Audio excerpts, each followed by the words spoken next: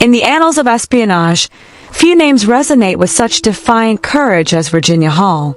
To the Nazi Gestapo, she was the Limping Lady, a phantom operative deemed the most dangerous of all Allied spies.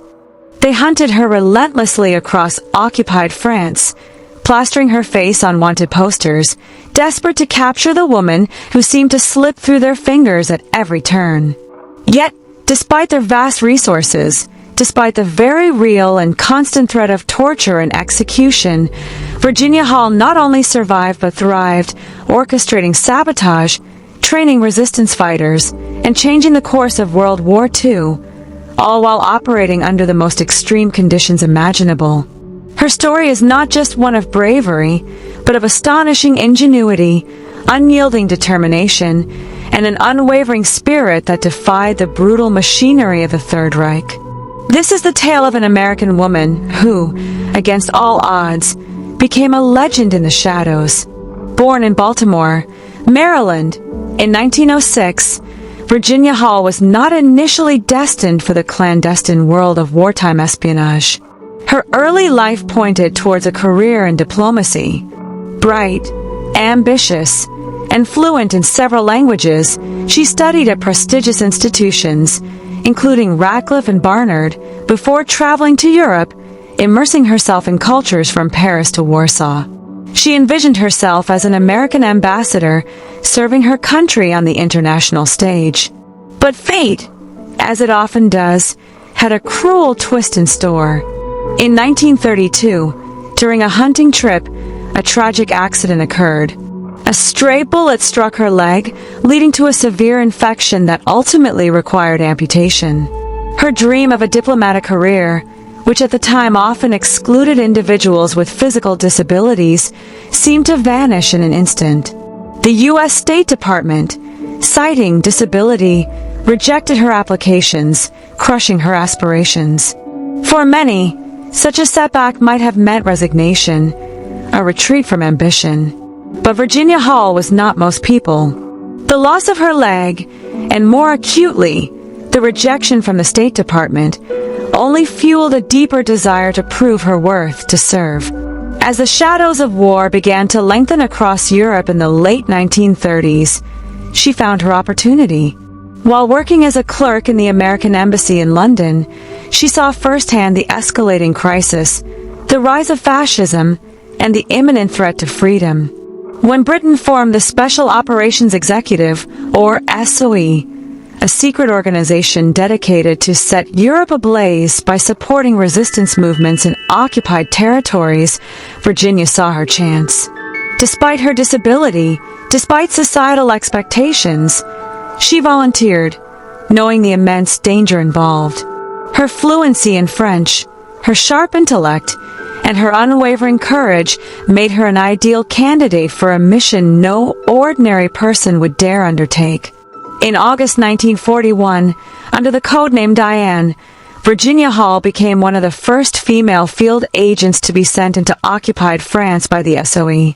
This was a time when such missions were considered almost suicidal.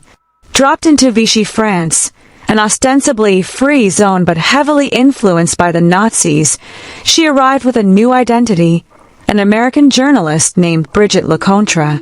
Her cover was simple, yet brilliant. Who would suspect a reporter, especially a woman with a slight limp, of being a highly trained spy? From her base in Lyon, she began to weave a complex web of resistance. Her apartment became a hub for intelligence gathering, message transmission, and the coordination of safe houses. She established an extensive network of contacts, barbers, waitresses, butchers, even prostitutes, all of whom provided vital information and support for the burgeoning resistance movement. Virginia's primary task was to build and manage a resistance network, a formidable challenge under constant Gestapo surveillance. She began forming what would become known as the Heckler Network. This involved recruiting locals, vetting them for loyalty, and training them in sabotage, intelligence gathering, and secure communication. She became a master of disguise and evasion, constantly changing her appearance, her routes, and her meeting places. Her prosthetic leg, which she affectionately named Cuthbert, initially a perceived weakness, became a part of her legend. She adapted to its limitations, even using it to her advantage by projecting an image of harmlessness. She was meticulous, intelligent, and fiercely independent, earning the deep respect of the French Maquis, the rural guerrilla bands she helped organize and supply. Weapons, funds, and radios were parachuted in, all coordinated by Virginia, fueling the flames of defiance against the occupation. By late 1942, Virginia's activities had made her a prime target. The Gestapo, led by the ruthless Klaus Barbie, known as the Butcher of Lyon, was closing in. They knew of the Limping Lady and were growing increasingly desperate to capture her. The danger became too great, and the SOE ordered her extraction. But escaping occupied France was no simple feat. It meant a perilous journey across the snow-capped Pyrenees Mountains into neutral Spain, a grueling trek for anyone, let alone someone with a prosthetic leg. Facing blinding blizzards, treacherous terrain, and the constant threat of Nazi patrols, Virginia, aided by a guide, undertook the arduous climb. It was a journey of unimaginable pain and endurance, pushing her physical and mental limits to their absolute breaking point. At one stage, she even sent a coded message back to the SOE, complaining that Cuthbert is bothering me, a characteristically understated remark about her agonizing struggle. After her harrowing escape, Virginia Hall was not content to stay on the sidelines. The SOE, concerned for her safety, wanted her to work a desk job. But her heart was in the field.